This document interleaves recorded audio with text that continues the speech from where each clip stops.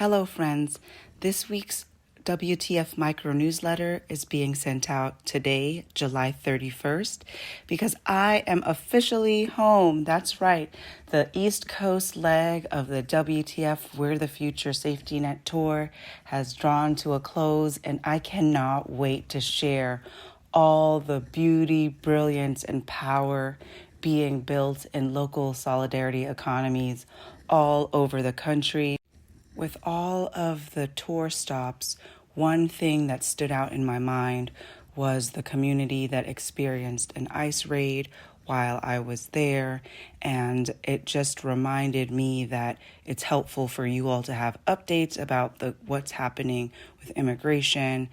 As you know, DHS has announced that temporary protected status will be removed for a variety of countries. In particular, starting September 8th, 2025, TPS will be eliminated for Hondurans and Nicaraguans.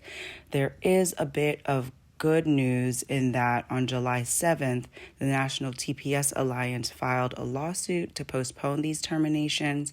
That case is currently being reviewed by a U.S. District Court judge in San Francisco.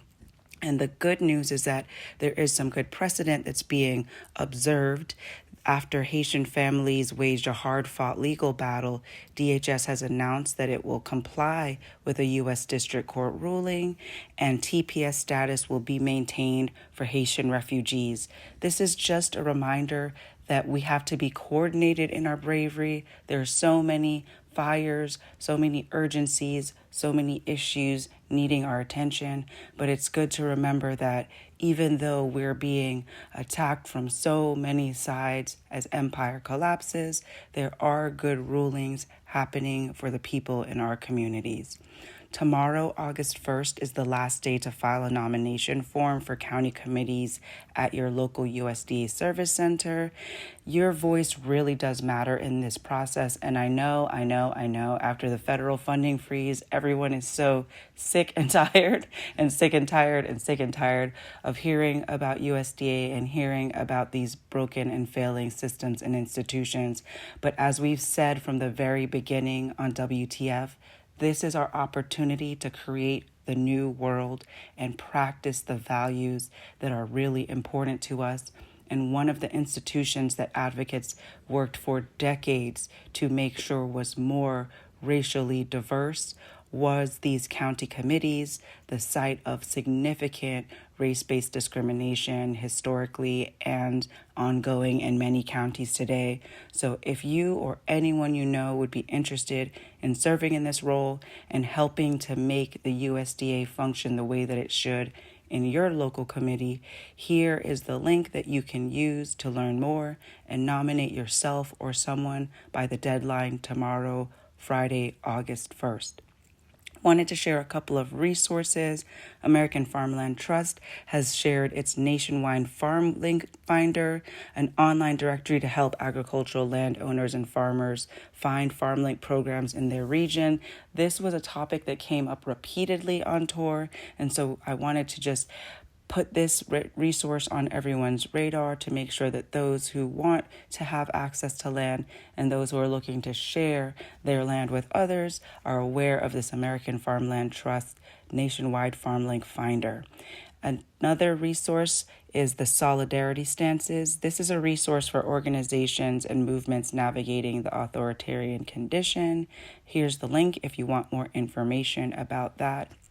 I did want to let folks know that the USDA has announced that the disaster relief grants that were announced in Florida will also be released in Virginia for the damages stemming from Hurricane Idalia and Debbie, Helene, and Milton. 12 other states will be receiving grants announcements soon, so stay tuned to this newsletter in the future for additional ways to apply for those disaster relief grant funds.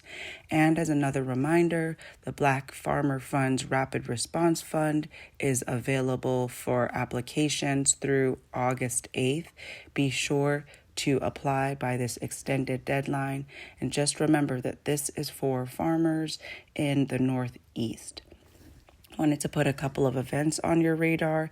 If you happen to be in Kentucky this weekend going into next week, or if you want to participate in some of the events virtually, the Art of Organizing is being hosted by the Institute for Social Ecology.